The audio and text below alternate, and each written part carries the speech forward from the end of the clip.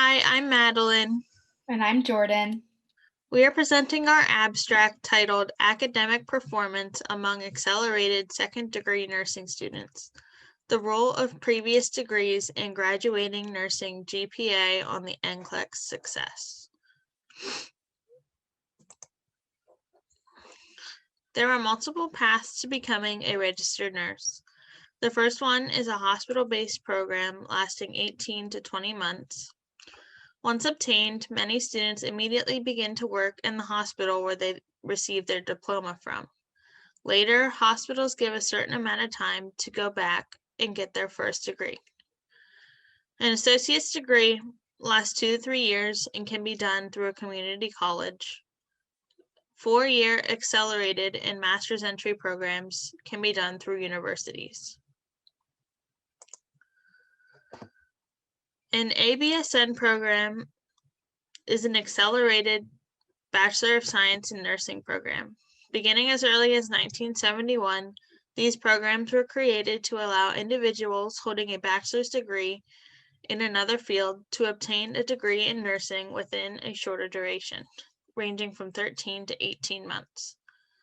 Job shortage in the nursing field dates back to the 19th century and continues to be an ongoing problem in the world today. One way of addressing this nursing shortage was the implementation of the accelerated second bachelor's degree program. Not only do these programs bring relief to the deficit, secondary students are thought to bring diversity in age, ethnicity, experience, and education into the nursing profession. Schools of nursing worldwide are continuing to increase the number of accelerated nursing graduates, providing quality patient care while responding to the lack of registered nurses. In this study, we had 2 goals. The first one was to examine if there was a difference in graduating grade point average between students admitted with 1 degree versus those with 2 or more degrees in the accelerated program of one academic institution. Our second objective was to see if graduating nursing cumulative GPA for both groups predict NCLEX passing on the first attempt. The data we collected ranged from summer term 2008 through summer term 2019. The data was retrieved from the University Student Data Warehouse and the School of Nursing in-house database. The university data did not have NCLEX results, so that is where we pulled from the School of Nursing. When collecting the data, we considered gender, ethnicity, what degree was completed, GPA, NCLEX results, and the number of degrees completed prior to admission.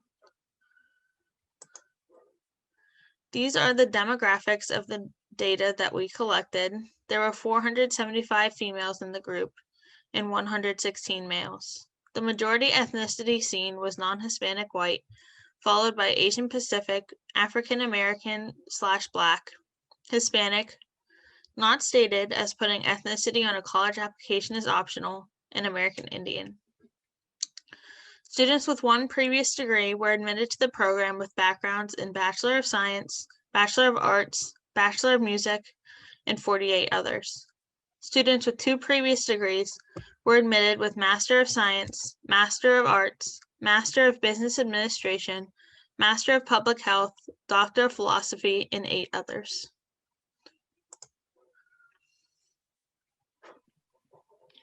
Okay, so our first objective that we had was to examine if there was a difference in graduating GPA between students admitted in the program with 1 previous degree and those admitted with 2 or more previous degrees.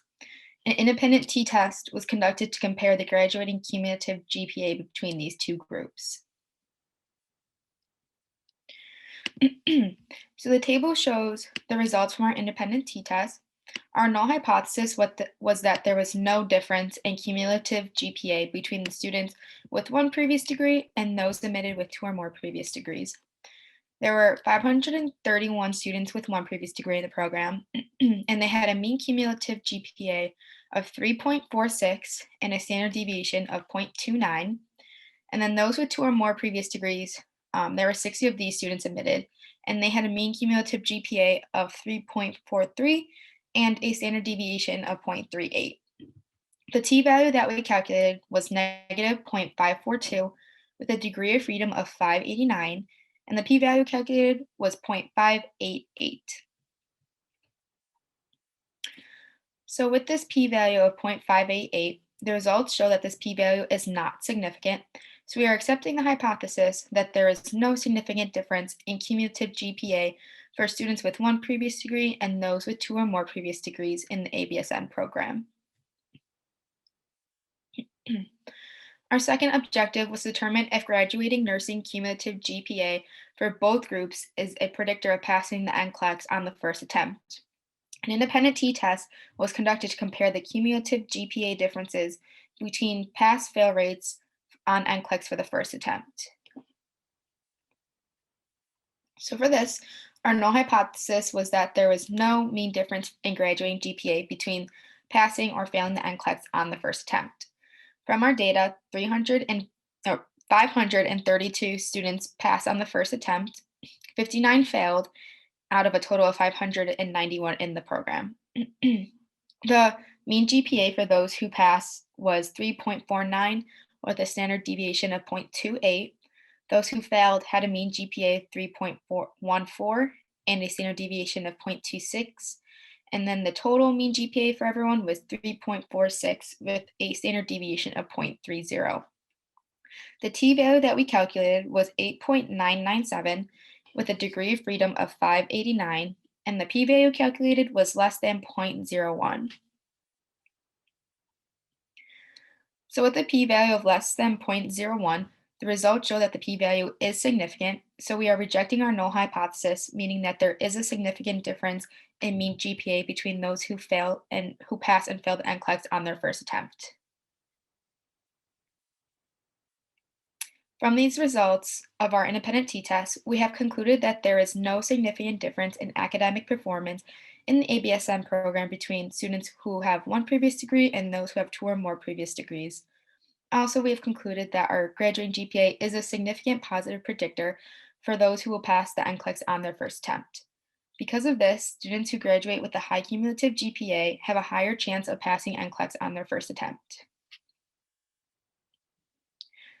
Thank you for listening to our presentation.